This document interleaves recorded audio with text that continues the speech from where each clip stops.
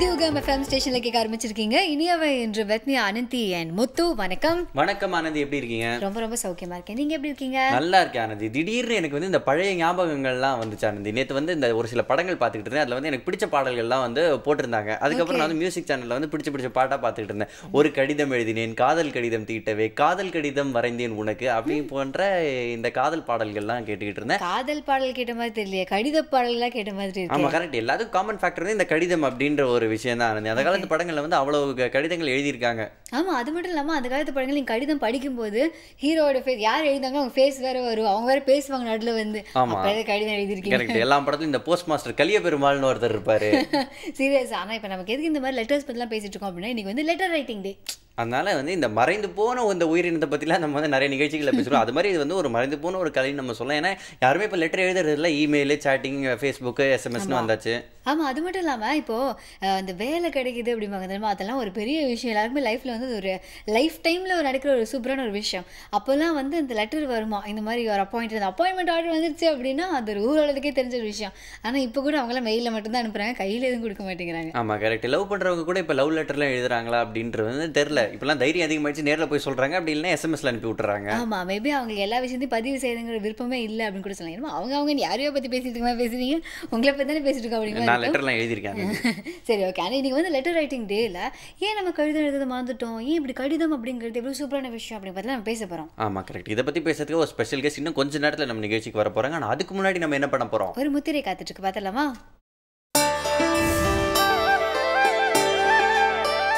வணக்கம். நலம்பெறும் முதிரைகள் வரிசையில் இன்று நாம் பார்க்க இருப்பது தண்டுவட முதிரை. தண்டுவட முதிரை நமக்கு முதுகு தண்டுவடத்தில் ஏற்படக்கூடிய பிரச்சனைகளுக்கு ஒரு தீர்வாக அமையும்.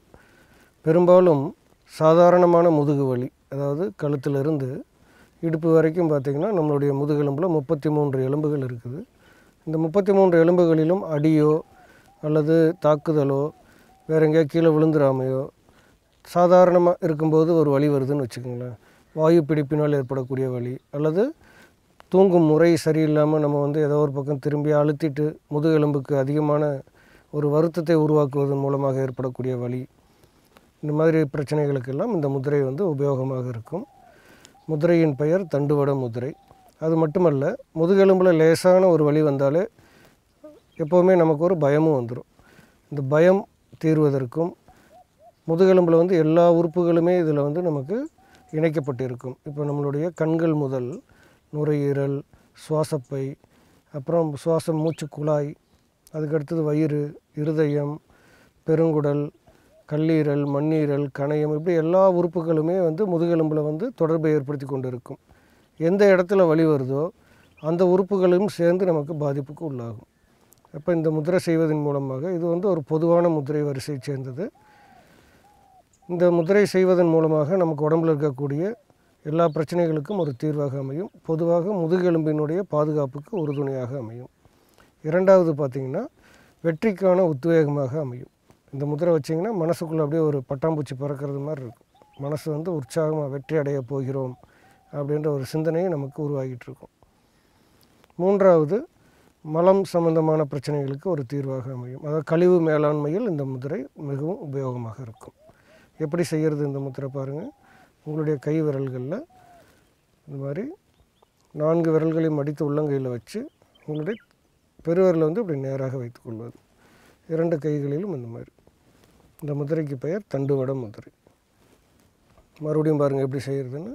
உங்களுடைய கைகளில் உள்ளங்கையில் இந்த 4 விரல்களையும் இப்படி மடித்து உள்ளங்கையில் பிடிச்சி இறுக்கமாக வைக்க வேண்டும். இந்த பெருவிரல் என்பது நேராக இப்படி இருக்க வேண்டும். 2 கைகளிலும் செய்ய வேண்டும். குறைந்தது 20 நிமிடம், அதிகபட்சமாக 30 நிமிடம் வரைக்கும் செய்யலாம். இந்த முதிரை ஒரு நாளைக்கு எத்தனை தடவை வேணாலும் செய்யலாம். இது ஒரு பொதுவான வகையை சேர்ந்த முதிரை. இப்போ இந்த முதுகெலும்பு பாதிக்கப்பட்டுச்சுன்னா எல்லா இடங்களிலுமே நமக்கு அதனுடைய தாக்கம் தெரியும். எனவே இந்த முதுகெலும்பை பாதுகாப்பது மிகவும் முக்கியமான ஒரு விஷயம். அப்படி இப்போ முதுகெலும்பில் எந்த இடத்துல வலி வந்தாலும் சரி, கழுத்தில் இருந்து கீழ் இடுப்பு வரைக்கும் எந்த இடத்துல வலி இருந்தாலும் தனித்தனியான அதற்கான முதிரைகள் தனியாக சொல்லியிருக்கிறோம். அந்த முதிரைகள் கூடவே சேர்த்து இந்த தண்டுவட முதிரை செய்யும் பொழுது விரைவான நிவாரணம் நமக்கு கிடைக்கும். இந்த முதிரைகள் என்பது எந்த ஒரு மருத்துவத்திற்கும் எதிரானது அல்ல. இது நம்மளுடைய பாரம்பரியமான ஒரு அடிப்படையான ஒரு தகவல் இது. ஏன்னா எப்படி நம்ம ஒரு கார் வாங்கினா கூட நடந்து போகிறதுல நம்ம எந்த ஒரு தயக்கமும் காட்டுறதில்லையோ அதே போலவே நமக்கு இன்றைக்கு பலவிதமான வசதிகள் இருந்தாலும் நம் கைகளை பயன்படுத்துவதற்கு நாம் எந்த ஒரு தயக்கமும் காட்டக்கூடாது என்பதின் ஒரு விழிப்புணர்வு நிகழ்ச்சி தான் இந்த முதிரை விஞ்ஞானம். அனைவரும் இதை பயன்படுத்தி ஆரோக்கியமான வாழ்வை மேற்கொள்ள வேண்டும் என்று வாழ்த்தி மீண்டும் சந்திப்போம். நன்றி, வணக்கம். நல்ல ஒரு முத்திரை பார்த்தோம் ஆனந்தி. காலங்காத்தால இந்த முத்திரை பகுதி பார்த்ததுக்கப்புறம் தான் எனக்கு வந்து இந்த ஹார்ட் அண்ட் சோல் எல்லாம் அப்படியே எழுஞ்சி அப்படியே ரொம்ப ஒரு ரம்யமான ஒரு ஃபீலிங்கில் நான் மிதக்கிறேன். அப்படியே இந்த ஆனால் நிறைய பேருக்கு இப்போ தான் அது காலங்காத்தால நினைக்கிறேன். இந்த விடிய காலைங்கிறத கூட நம்ம பாதி பேர் பார்க்கறது இல்லையே முத்து. ஆமாம், இந்த லெட்டர் எழுதுகிற மாதிரி நம்ம லேட்டாக எழுந்திருக்கிறதும் வந்து ஒரு பழக்கமாயிடுச்சு. சரி நம்ம ரைமிங்கெல்லாம் பேச ஆரம்பிச்சிட்டோம். ஆனால் இன்னைக்கு வந்து இதே மாதிரி பல சுவாரஸ்யமான விஷயங்களும் வந்துட்டு இருக்கு. கூடிய சீக்கிரமாக ஒரு லெட்டரும் வந்துக்கிட்டே இருக்கு. கொஞ்ச நேரம் வெயிட் பண்ணி பார்க்கலாம். புதிய யுகம் FM ஸ்டேஷனில் இது இனியவை.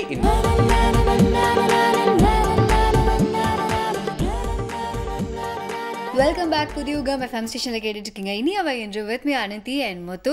இதே மாதிரி அதாவது நீங்கள் பழைய விஷயம் இதெல்லாம் வந்து இப்போ போயிடுச்சு அப்படின்னு நினச்சி ஒரு சில விஷயங்கள்லாம் கண்டிப்பாக ஒரு நாள் வந்து வில் கம் பேக் அப்படின்னு சொல்லுவாங்க இல்லையா? ஆமாம், வாழ்க்கை ஒரு வட்டண்டா. ஆமாடா, அந்த மாதிரி ஒரு விஷயம் தான் வந்து இந்த சித்தா அப்படிங்கிறது இல்லையா? இப்போ முதல்ல இருந்த அளவுக்கு இப்போ அத்தனை பேருக்கும் இந்த நாலேஜ் இல்லை. ஸோ யார்கிட்ட நாலேஜ் இருக்கோ அவங்களாம் இப்போ ஞானிகள் மாதிரி இருக்காங்க. அவங்க கிட்ட தான் நம்ம பல விஷயங்கள்லாம் தெரிஞ்சுக்கிறோம். ஆமாம், கரெக்டாக ஆனந்தி. அதே மாதிரி ஒருத்தர் தான் வந்து சித்த வைத்தியர் அருண். அவர் வந்து நம்ம நிகழ்ச்சியில் ஒவ்வொரு உடல் பிரச்சனைக்கும் வந்து என்னெல்லாம் மருந்துகள் இருக்குன்னு வந்து லிஸ்ட் பண்ணிட்டு வராரு. இன்னைக்கு அவர் என்ன சொல்றாருன்றதை பார்த்துடலாம்.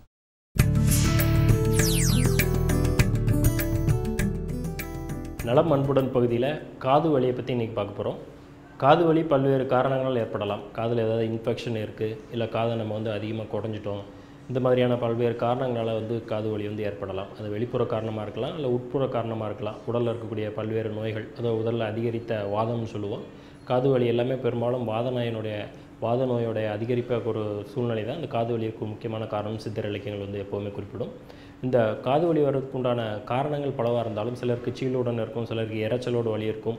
அந்த உண்டான வீட்டு மருத்துவம் என்ன அப்படிங்கிறத நம்ம வந்து தெரிஞ்சு வச்சுக்கணும். ஒரு எமர்ஜென்சிக்கு வந்து கைப்பக்குவமாக நம்ம காது வலி எப்படி குணப்படுத்திக்கிறது அப்படிங்கிறத தெரிஞ்சு வச்சுக்கிட்டோன்னா நம்ம காது வலியிலேருந்து நம்ம ஆரம்ப அறிகுறியிலேருந்து முற்றிலுமாக வந்து நம்ம வெளிவர முடியும். ஒரு இரவு நேரத்தில் திடீர்னு காது வலி இருக்குது, தொடர்ந்து காது வலிச்சிட்டே இருக்குது, இல்லை அதுலேருந்து ஷீல் வருது அப்படிங்கன்னா அதை நம்ம வீட்டில் இருக்கக்கூடிய ஒரு சிம்பிளான மெத்தட் மூலமாக நம்ம வந்து சரி பண்ணிக்கலாம்.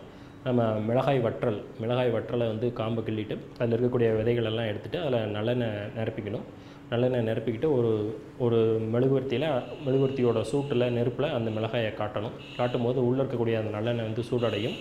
அதில் இருக்கக்கூடிய அந்த நல்லெண்ணெயை 2லேருந்து 3 சொட்டுக்கள் வரைக்கும் காது வலி இருக்கக்கூடிய அந்த காதில் 2லேருந்து 3 சொட்டு வரைக்கும் இளஞ்சூடான அந்த சூட்டிலேயே விடும்போது அந்த காது வலி வந்து முற்றிலுமாக வந்து குணமாகும். முடக்கர்த்தா நிலை எல்லாருக்குமே தெரியும். முடக்கு அறுக்கக்கூடிய முடக்கர்த்தா நிலையை வந்து காது வலிக்கு வந்து பயன்படுத்த முடியும். அந்த முடக்கர்த்தா நிலையை சாரை எடுத்து காதில் வந்து 3 சொட்டுக்கள் விடும்போது சீலுடன் கூடிய காது வலி வந்து குணமாகும். சீல் இருக்கும், காதில் வந்து கடுமையான வலியும் இருக்கும். அந்த சீலுடன் கூடிய வலிக்கு வந்து முடக்கர்த்தா நிலையை வந்து பயன்படுத்திக்கலாம். மருள் அப்படிங்கிற ஒரு செடி இருக்குது, கற்றாழை மாதிரியே இருக்கும். அந்த மடல் வந்து கற்றாழை மடல் மாதிரியே ஒல்லியாக நீளமாக வளர்க்கக்கூடிய ஒரு செடியாக மருள்னு நம்ம வந்து குறிப்பிடுவோம். அதனுடைய மடல் பார்த்திங்கன்னா காது மடல் போலே இருக்கும். அதனால் அதையும் வந்து நம்ம அந்த காது வலிக்கு வந்து பயன்படுத்தலாம். அந்த மருளை வந்து சாறு பிழிகிறது கஷ்டமாக இருக்கும். லேசாக நெருப்பில் வாட்டிக்கிட்டோன்னா ஈஸியாக சாறு வரும். அந்த சாறு வந்து 3லேருந்து 5 சொட்டுக்கள் வரைக்கும் காதில் விடும்போது காது வலியிலேருந்து முற்றிலுமாக நம்ம வந்து நிவாரணம் பெற முடியும். துளசியை லேசாக வெதுப்பிக்கிட்டு அதை சாறு எடுத்து அந்த துளசி சாறை வந்து காதில் விடலாம். அது வலியுடன் கூடிய இரைச்சலுடன் கூடிய காது வலி குணமாகிறதுக்கு துளசி சாறை பயன்படுத்தலாம். திருநீற்று பச்சிலை, அதாவது துளசியோட ஃபேமிலி தான், துளசி மாதிரியே இருக்கும், பூக்கள் வந்து கொஞ்சம் அடுக்கடுக்காக இருக்கும். அந்த திருநீற்று பச்சிலை சாறையும் நம்ம அந்த காது வலிக்கு வந்து பயன்படுத்த முடியும். அந்த திருநீற்று பச்சிலை சாறை எடுத்து நம்ம 3 சொட்டுக்கள் வரைக்கும் காதில் வலி இருக்கக்கூடிய காதில் விடும்போது அந்த காது வலி வந்து முற்றிலுமாக வந்து குணமாகும். பனைமரத்தில் இருக்கக்கூடிய ஒரு புல்லுருவி நம்ம சொல்லுவோம். அந்த மாதிரியான ஒரு செடியை எடுத்து அதையும் நம்ம வந்து சாறு பிழிஞ்சு காதில் விடும்போது முற்றிலுமாக காது வலி வந்து குணமாகும். இந்த காது வலிக்கு வந்து பல்வேறு மூலிகைகளை வந்து நம்ம வந்து எக்ஸ்டர்னலாக வந்து பயன்படுத்த முடியும். உள்ளே விடுறதுக்கு போல 10 போடக்கூடிய மூலிகைகளும் இருக்குது. அதாவது காது வலி இருக்குன்னா வெளியில் அந்த காது வலியை சுற்றி வந்து பற்று போடுறது, காதில் அந்த துவாரத்தில் சொருகிறது, அந்த மாதிரியான மூலமாகவும் இந்த காது வலியை வந்து குணப்படுத்திக்கலாம். வெள்ளைப்பூண்டை வந்து 1-2 தட்டிக்கிட்டு வலி இருக்கக்கூடிய காதில் நம்ம சொருகி வச்சிட்டோம்னா அந்த வேகத்தினாலே அந்த வலி வந்து குறையும். அதே மாதிரி சுக்கு நன்றாக மென்று, அதாவது காது வலி இல்லாதவங்க வந்து அதை நல்லா மென்னுக்கிட்டால் அந்த வேகத்தை, அந்த காற்றை வந்து அதை துப்பிட்டு அந்த வேகத்தை வந்து காதில் வந்து ஓங்கி அந்த வலி இருக்கக்கூடிய காதில் ஊதும்போதும் அந்த காது வலியை, காது அடைப்பு, இந்த அடைப்புடன் கூடிய காது வலி இதெல்லாமே முற்றிலுமாக வந்து குணமாகும். எருக்களை எல்லாருமே பார்த்துருப்பீங்க. அந்த எருக்களையோட பழுப்பை விளக்கெண்ணெயில் வதக்கி அதை வந்து காதை சுற்றி, வலி இருக்கக்கூடிய காதை சுற்றி நம்ம வந்து பற்று போட்டோம்னாலும் இந்த காது வலியிலேருந்து முற்றிலுமாக நிவாரணம் முடியும்.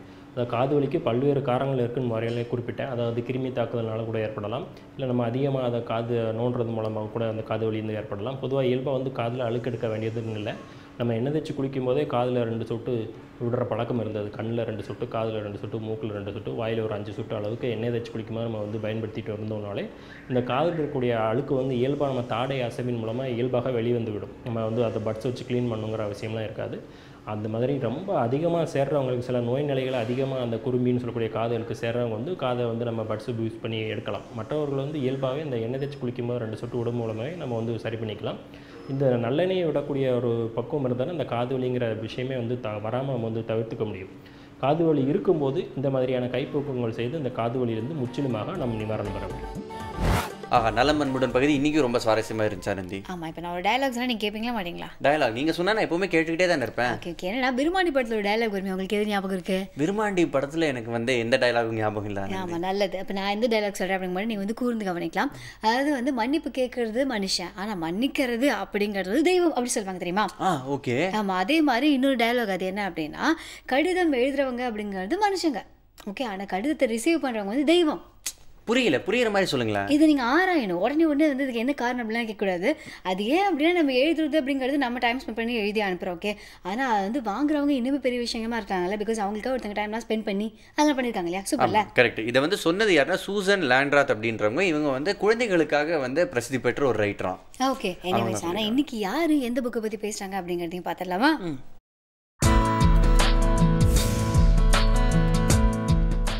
நமக்கு இயல் இசை போன்ற துறைகளில் நல்ல வளர்ச்சி ஏற்பட்டிருந்தாலும் கூட நாடகத்துறையில் தமிழ் மொழி பெரிய அளவில் வளர்ந்தது என்று சொல்ல முடியாது. சம்ஸ்கிருதத்தில் காளிதாசன், ஆங்கிலத்தில் ஷேக்ஸ்பியர் போல தமிழுக்கு மிக முக்கியமான நாடக ஆசிரியர் என்று யாரையும் நாம் சொல்ல முடியவில்லை.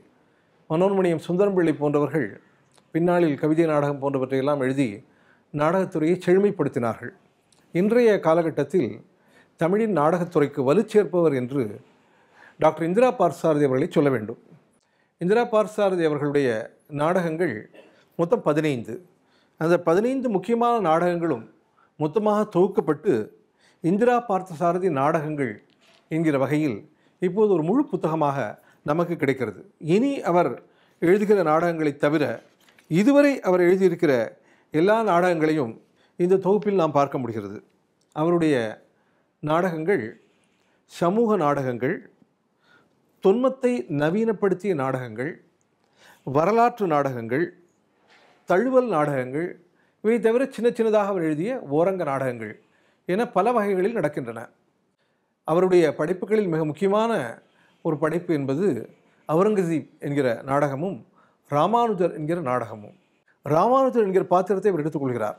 இந்த ராமானுஜர் என்கிற பாத்திரம் தன்னுடைய மனைவி தஞ்சம்மாள் ஜாதி வேறுபாடு பார்த்தாள் என்பதால் இல்லறத்தை விட்டு விலகி துறவரத்திற்கு சென்று மக்கள் சமுதாயம் அனைத்தும் ஒன்றுதான், ஜாதி மத வேறுபாடு இல்லாமல் இயங்க வேண்டியது சமூகத்தினுடைய ஒரு முக்கியமான கடமை என்பதை எடுத்துச் சொல்கிற வகையில் ராமானுஜருடைய வாழ்க்கையே அமைந்தது. அவர் கோபுரத்தின் மேல் ஏறி இந்த நாராயண நாமத்தை எல்லா கீழ்ஜாதி மக்களுக்கும் உரிய மந்திரமாக அவர் உபதேசம் செய்தார் என்பதை அவருடைய வரலாறு தெரிவிக்கிறது. அப்படி செய்வதன் மூலம் அவர் நரகத்திற்கு போவார் என்று அவருடைய குருநாதர் சொன்னபோது, நான் ஒருவன் நரகத்திற்கு போனால் பரவாயில்லை, ஆனால் ஏராளமான பேர் இந்த மந்திரத்தை உச்சரித்து சொர்க்கத்திற்கு போவார்கள் அல்லவா என்று கேட்டு குருநாதனுடைய கண்ணையே அவர் திறந்தார் என்பதும் வரலாற்றில் பதிவாகி இருக்கிறது. அப்படிப்பட்ட சமூக உணர்வு நிறைந்த பல அருமையான சம்பவங்களை உள்ளடக்கிய ராமானுஜர் வரலாற்றை மனத்தில் வாங்கி கொண்டு அதை நடிப்பதற்குரிய ஒரு சிறப்பான நாடகமாக இந்திரா பார்த்தசாரதி படைத்து தந்திருக்கிறார். இந்த நாடகம் பல இடங்களில் மேடையேறி இருக்கிறது. புதுச்சேரி, சென்னை, பிறகு மொழிபெயர்க்கப்பட்டு பல்வேறு மொழிகளில், மராட்டியில், வங்காளத்தில் என்றெல்லாம் இந்த நாடகம் மேலேறி எல்லா இடங்களிலும் பரவலான வரவேற்பை பெற்றிருக்கிறது. இந்திரா பார்த்தசாரதி எழுதப்படுகிற நாடகங்கள் எல்லாமே படிப்பதற்காக அல்ல, மேடையேறி நடிப்பதற்காக என்று சொன்னாலும் கூட, மேடையேறி நடிக்காமல் இந்த புத்தகத்தை வாங்கி படிக்கிற போதும் நம்முடைய மனக்கண்ணில் இந்த நாடக காட்சிகள் விரிவதை நாம் பார்க்கலாம். அப்படி புராணத்தை நவீனப்படுத்திய வகையில் நந்தன் கதை, கொங்கைத்தி ஆகிய 2 நாடகங்களும் மிக முக்கியமானதாக அமைகின்றன என்று சொன்னால், வரலாற்றை நவீனப்படுத்திய வகையில் இந்த ராமானுஜர் என்கிற நாடகம் மிக மிக முக்கியமானதாக அமைகிறது. இன்றைய காலகட்டத்தில் இன்றைய மனிதர்கள் தெரிந்து கொள்ள வேண்டிய பல அற்புதமான கருத்துக்கள் அந்த நாடகத்தில் சொல்லப்பட்டிருக்கின்றன. தென்னிந்திய வரலாற்று பாத்திரமான ராமானுஜரை மையமாக வைத்து ஒரு நாடகம் படைத்த இந்திரா பார்த்தசாரதி வட இந்திய வரலாற்று பாத்திரமான அவுரங்கசீப்பை மையமாக வைத்தும் இன்னொரு நாடகம் படைத்திருக்கிறார். அவுரங்கசீப் என்கிற அவருடைய அந்த மாமன்னருடைய முகமதிய மன்னருடைய வரலாற்றில் நடந்த நிகழ்வுகளை இனி நாம் மாற்ற இயலாது. எனவே அந்த நிகழ்வுகளில் கற்பனையை புகுத்த இயலாது. ஆனால் அந்த நிகழ்வுகளின் பின்னணியில் இயங்கிய பாத்திரங்களுடைய உளவியல் எப்படியெல்லாம் செயல்பட்டது, அதனால்தான் எப்படியெல்லாம் இந்த நிகழ்ச்சிகள் நடைபெற்றன என்கிற புதிய கண்ணோட்டத்தில் அந்த அவுரங்கசீப் வரலாற்றை அவர் ஆய்வு செய்கிறார். அவுரங்கசீப்பின் வரலாற்றை ஏற்கனவே அறிந்தவர்கள் அந்த செய்திகளை மட்டுமே மனத்தில் அறிந்திருப்பார்கள். ஆனால் இந்திரா பார்த்தசாரதியுடைய நாடகத்தை படிக்கிற போது அந்த செய்திகளின் பின்னணியில் இயங்கிய மனங்கள் எப்படியெல்லாம் இயங்கியிருக்கக்கூடும், அது அப்படித்தானா என்று நமக்கு தெரியாது, ஆனால் எப்படியெல்லாம் இயங்கியிருக்கக்கூடும் என்பதற்கு மிக புத்தி கூர்மையுடன் இந்திரா பார்த்தசாரதி விளக்கங்கள் தருகிறார் என்பதை புரிந்து கொள்கிறார்கள். அப்படிப்பட்ட ஒரு அற்புதமான சாதனையாக அவுரங்கசீப் என்கிற நாடகத்தை அவர் படைத்திருக்கிறார். இந்திரா பார்த்தசாரதியின் எல்லா படைப்புகளையும் படிக்க வேண்டும் என்கிற ஒரு ஆவலை இந்த இந்திரா பார்த்தசாரதியின் நாடகங்கள் என்கிற நூல் நம் மனத்தில் ஏற்படுத்துகிறது. நல்ல வேலை இவங்க வந்து நம்ம டயலாக்லாம் கேட்டதுக்கு அப்புறம் கூட ஒரு நல்ல புக்கா சொல்லியிருக்காங்க இல்லை மொத்தம். ஆமாம், அதனால தான் நான் வந்து அதை பற்றியே யோசிச்சுக்கிட்டு இருந்தேன். ஓகே, பரவாயில்ல. இப்போ அந்த யோசனையிலேருந்து இங்கே அப்படியே நீங்கள் தள்ளி குதிச்சு அடுத்து என்ன விஷயம் வருது அப்படிங்கிறதையும் சொல்லுங்க பார்ப்போம். அடுத்தது வந்து உள்ளுவதெல்லாம் பகுதியில் இறை அன்பு வந்து பேச போறாரு. அவர் வந்து எப்பவுமே இன்ட்ரெஸ்டிங்கான விஷயங்கள் பேசுவார். இன்னைக்கு என்ன பேச போறாரு அப்படின்றத பிரேக் அப்புறம் பார்ப்போம். புதிய யுகம் எஃப்எம் ஸ்டேஷன்ல இது இனி எவன் என்று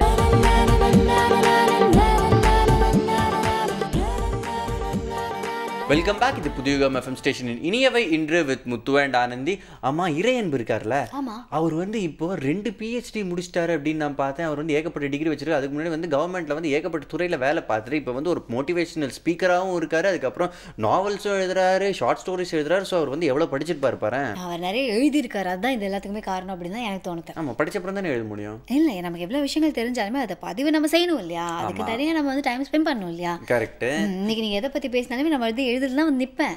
ஓ, ஓகே ஓகே, சரி. அவர் வந்து இப்போ ஒன்று பேச போறாரு. அது எழுதி பேசினாரா என்னதுன்னு தெரியாது. ஆனால் அவர் என்ன பேசுறாருன்றத பார்த்துடலாம்.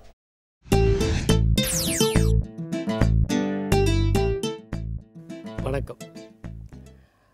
ஆங்கிலத்தில் வந்து ஒரு பொன்மொழி இருக்கு. ஒரு மரம் வனத்தில் விழுகிறது, அது விழுவதை கேட்க யாருமே இல்லை என்றால் அது ஒலி எழுப்ப முடியுமா அப்படிங்கிறது தான் அந்த கேள்வி. இப்போ ஒரு மரம், ஒரு ஃபாரஸ்ட்டில் இருக்கிற மரம் விழுது, அப்போ அது பக்கத்தில் யாருமே இல்லை, அப்போ அந்த சவுண்டு இருக்குமா, அது சவுண்டு எழுப்புமா அப்படிங்கிறது ஒரு கேள்வி. இது ஒரு நுட்பமான கேள்வி. இதை வந்து பல்வேறு கோணங்களில் பார்க்கலாம். இப்போ நான் வந்து ஒரு மியூசிக்கை வந்து பாடுறேன்னு வச்சுக்கோங்களேன், யாருமே கேட்குறதுக்கு இல்லைன்னா அந்த மியூசிக்னால் என்ன பிரயோஜனம்? நான் வந்து ஒரு அழகான புத்தகத்தை எழுதுகிறேன், ரொம்ப தத்துவங்கள்லாம் நிறைந்த ஒரு புத்தகம், அதை யாருமே படிக்கலை அப்படின்னா அந்த புத்தகத்தினால் என்ன பிரயோஜனம்? நான் வந்து ஒரு பொருளை கண்டுபிடிக்கிறேன், அதை யாருமே பயன்படுத்துறதுக்கு தயாராக இல்லைன்னா அந்த பொருளுக்கு என்ன மகத்துவம்? அப்படிங்கிற ஒரு பொருளில் தான் இந்த பழமொழியை கையாளுறோம். நிறைய பேருனுடைய வாழ்க்கை வந்து இந்த வனத்தில் வந்து தனியாக விழுகிற மரத்தை போல் ஆயிடுது. பல பேருடைய டேலண்ட்டு இந்த உலகத்துக்கு தெரியாமலே போயிடுது. மிக மகத்தான மனிதனாக இருப்பான், அவன் வாழ்ந்த சுவடுகளே தெரியாமல் அவன் செத்து போயிடுவான். ஒரு நல்ல அதிகாரி ரொம்ப நல்லா கடமையாற்றியிருப்பார், ஆனால் சைலண்ட்டாக ஆற்றியிருப்பார், அவர் ரிட்டையர் ஆகி போயிடுவார். அவர் இருந்த அந்த சுவடுகள் கூட தெரியாமல் போயிடும். அதே மாதிரி ஒரு பெரிய எழுத்தாளர் இருப்பார், நிறைய எழுதி வச்சுருப்பார், ஆனால் பப்ளிஷே பண்ண முடியாமல், எமிலி டிக்கன்சன் தன்னுடைய வாழ்க்கையில் பப்ளிஷ் பண்ண முடியாத மாதிரி அது அப்படியே ஒன்றுமே இல்லாமலே போயிடும்.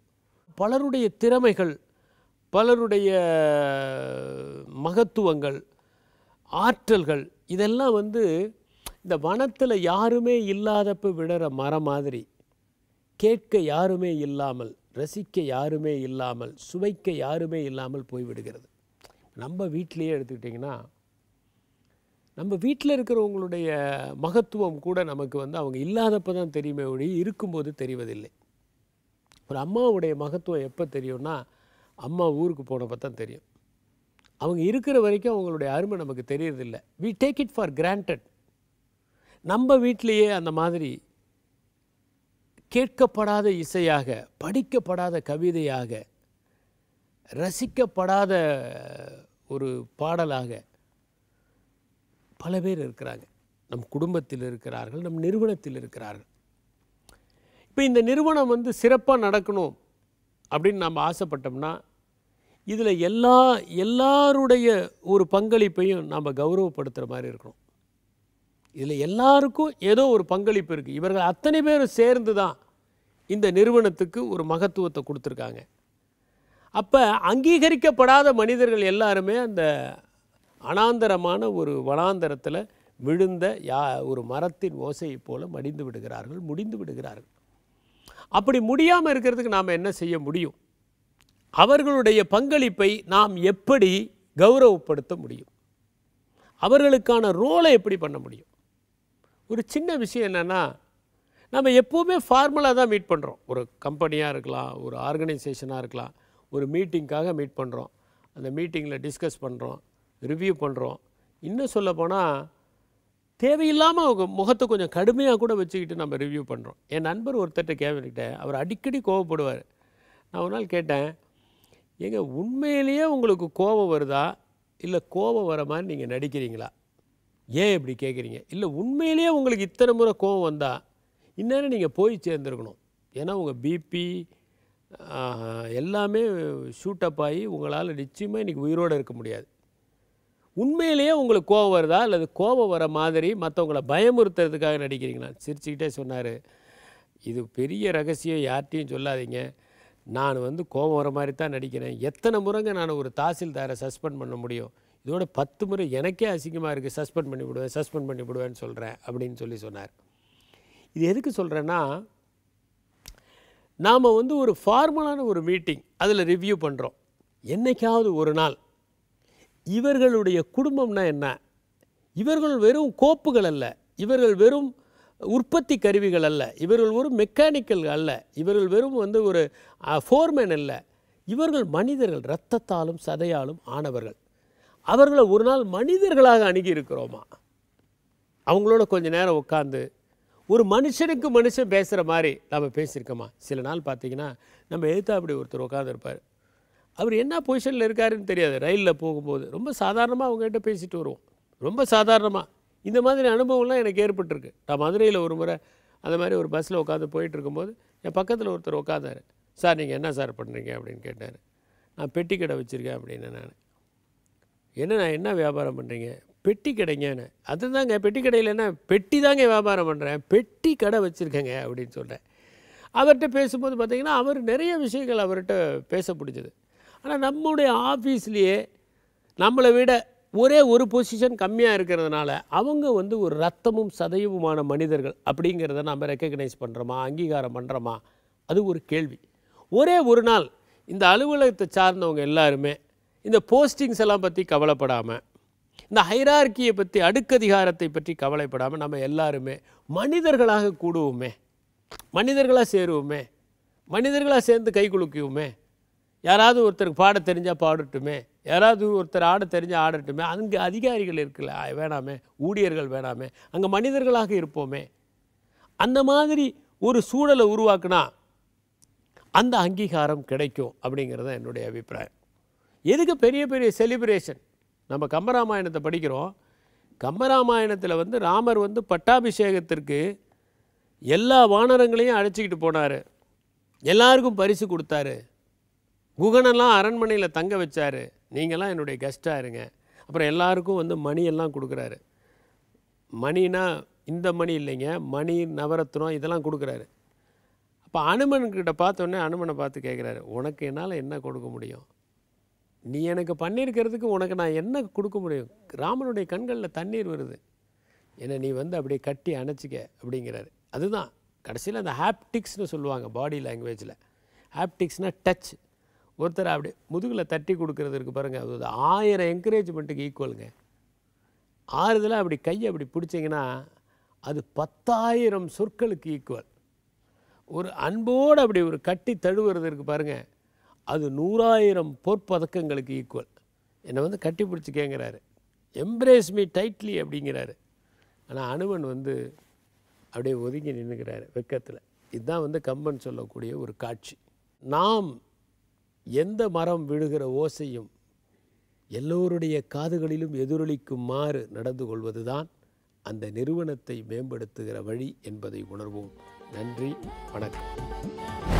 ஆனால் முத்து, இப்போ இவங்கெல்லாம் இவ்வளோ பேசும்போது எனக்கு ஒரு விஷயம் மட்டும் தோணுது. ஒன்று, நம்ம நிறைய எழுதணும், இல்லை நிறைய எழுத்தாளர்கள் எழுதினா படிக்கணும். ஆமாம், கரெக்டு. ரெண்டாவது சொன்னது வந்து ஈஸி, நிறைய பேர் பண்ணுறது. ஆனால் அதுவே வந்து இப்போ நிறைய பேர் பண்ணுறது இல்லைல்ல. லெட்டர் ரைட்டிங் மாதிரி இதுவும் வந்து ரொம்ப குறைஞ்சி போன ஒரு விஷயம் ஆகிட்டு வருதுன்னு நினைக்கிறேன், இந்த ரீடிங் அப்படின்ற ஒரு பழக்கம். நம்மளே வந்து ரொம்ப கஷ்டப்பட்டு லெட்டரில் எழுதி அனுப்பிச்சாலும் அது எழுத்து கூட்டி எத்தனை பேர் படிப்பாங்க அப்படிங்கிறதுலேயும் ஒரு டவுட் இருக்குது, தெரியுமா? ஆனால் இப்போ என்ன தெரியுமா, நிறைய பேர் இந்த புக் படிக்கிறவங்க எல்லாத்துக்கிட்டையும் கேட்டிங்கன்னா அதில் எனக்கு தெரிஞ்ச ஒரு 60% வந்து எல்லாருக்குமே புக்கு எழுதணும் அப்படிங்கிற அந்த ட்ரீமும் இருக்கும். அப்போ வந்து லெட்டர் எழுதி நம்ம வந்து அனுப்பிச்சிட்டே இருந்தோம்னு வச்சுக்கோங்களேன், யாராவது படிக்கிறவங்களுக்கு அட்லீஸ்ட் அந்த லெட்டர் எழுதணும் அப்படிங்கிற மாதிரி ஒரு சென்ஸ் ட்ரிகர் ஆகலாம் இல்லையா? ஆமாம், கரெக்ட். இல்லை, நிறைய பேர் வந்து அவங்க எழுதின லெட்டர்ஸே வந்து புக்ஸாக வந்துருக்கு. நேரு இருக்கார்ல, அவர் வந்து ஜெயிலில் இருக்கிறப்ப இந்திரா காந்திக்கு எழுதின கடிதங்கள் தான் வந்து அவரோட புத்தகம், அவரோட சுயசரிதியாக வந்து லேட்டர் ஆன் வெளியே வந்துச்சு. ஆமாம், நிஜமாவே நிஜமாக முக்கியமான ஒரு பதிவுகள் தான் அது. பட் இன்னைக்கு இந்த லெட்டர் ரைட்டிங் டேல நமக்கு இதை பற்றி பல விஷயங்கள்லாம் சொல்கிறதுக்காக யார் வர போகிறா? ஒரு பிரபல எழுத்தாளர் இன்னும் கொஞ்சம் நேரத்தில் வர போகிறாங்க. அதுக்கு முன்னாடி ஒரு பிரேக் எடுத்துலாம். புதிய FM ஸ்டேஷனில் இது இனியவை என்று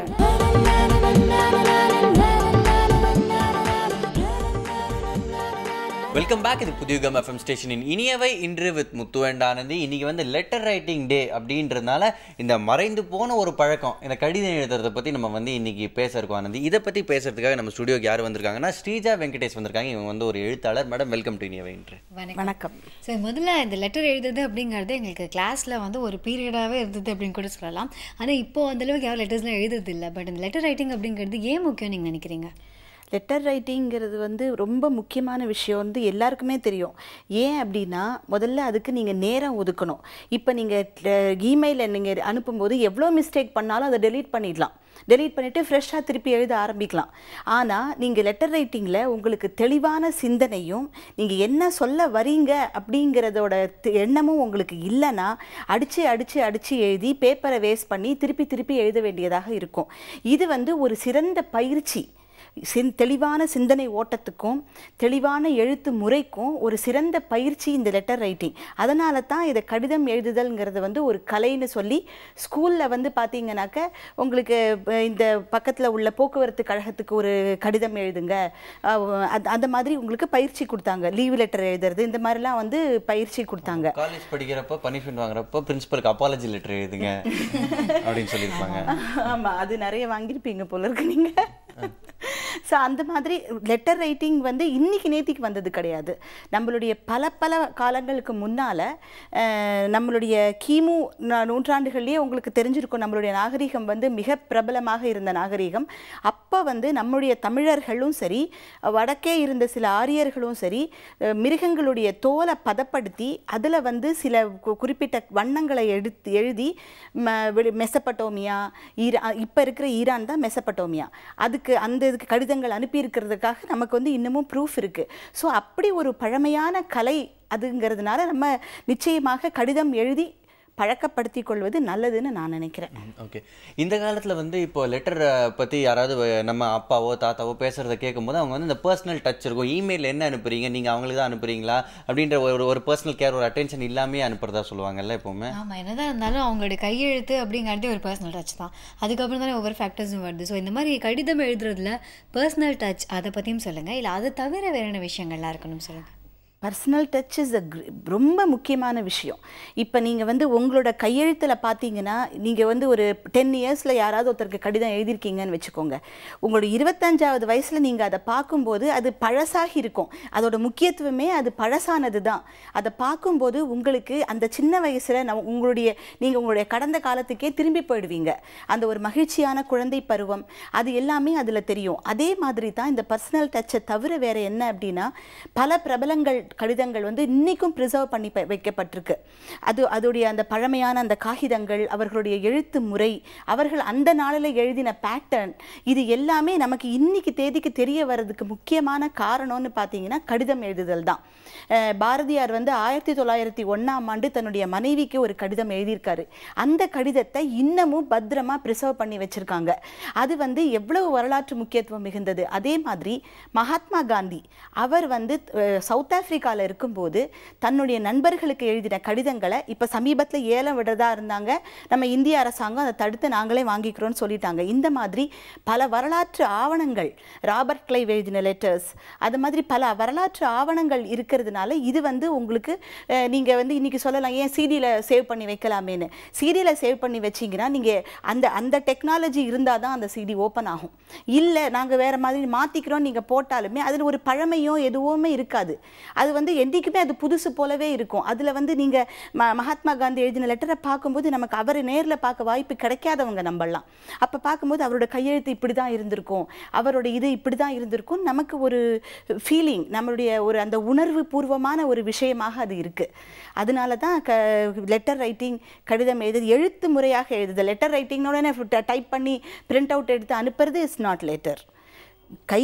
கையால் பேனாவை வச்சு எழுதி அதில் பர்சனல் டச் தவிர மிக மிக முக்கியமான உணர்வுகள் அதில் பல பொதிஞ்சிருக்கு. அதுதான் லெட்டர் ரைட்டிங்கை இன்னமும் நமக்கு வளர்த்துட்டு வருதுன்னு நான் நினைக்கிறேன். ஓகே, இந்த லெட்டரில் வந்து இன்னொரு அழகான விஷயம் என்னென்னா, அதுக்கு பதில் வருமா எப்போ வரும் அப்படின்னு நம்ம வெயிட் பண்ணிட்டு இருக்கிற அந்த நேரம், அதை பற்றி சொல்லுங்கள். ஏன்னா இந்த காலத்தில் வந்து இமெயில் உடனே ஒரு செகண்ட்லேயே போயிடுது. ஸோ அந்த வெயிட்டிங் பீரியட்ன்றது இல்லாமல் போயிடுது. ஸோ லெட்டர் வந்து அதை ரிசீவ் பண்ணும்போது அதுக்காக வெயிட் பண்ணுற அந்த ஏக்கம் எப்படி இருக்கும்? இதை வந்து நான் சொல்லணும்னா, உறவினர்களுக்கு இடையே வெயிட் பண்ணுற காலகட்டத்தை விட ஒரு காதலிக்கு லெட்டர் எழுதும்போது அவங்கள்கிட்ட போய் சேர்ந்துதா, அவர்களுடைய ரியாக்ஷன் எப்படி இருக்கும், அவங்க வந்து தன்னுடைய காதலை ஏற்றுப்பாங்களா மாட்டாங்களான்னு அந்த அது ரொம்ப சுகமானதுன்னு காதலில் விழுந்தவங்க எல்லாருமே சொல்லுவாங்க.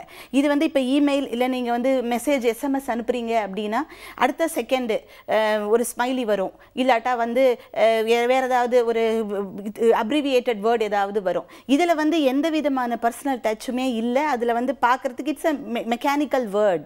ஆனால் இது நீங்கள் வந்து காத்துட்டு இருக்கும்போது அவங்களையே நினச்சிட்டு இருக்கிறதுக்கும் உங்களுடைய கற்பனை உலகத்தில் மெயினாக நான் சொல்ல வந்தது கற்பனை உலகம். நீங்கள் வந்து கற்பனையில் இந்த சினிமாவில் வரா மாதிரி சுவிட்சர்லாண்டுக்கே போய் டூயட் பாடலாம், இல்லாட்டா அவங்க எதிர்த்து இல்லை மாட்டேன்னு சொல்லிட்டாங்கன்னா நம்ம வாழ்க்கையை எப்படி நம்ம அமைச்சிக்கலாம், இல்லை அவங்களை வேறு எப்படி நம்ம வந்து கன்வின்ஸ் பண்ணலாம், அவங்களோட அன்பை பெறுறதுக்கு நம்ம எந்த வழியில் முயற்சி பண்ணலான்னு திங்கிங் டைம் கிடைக்கும் உங்களுக்கு.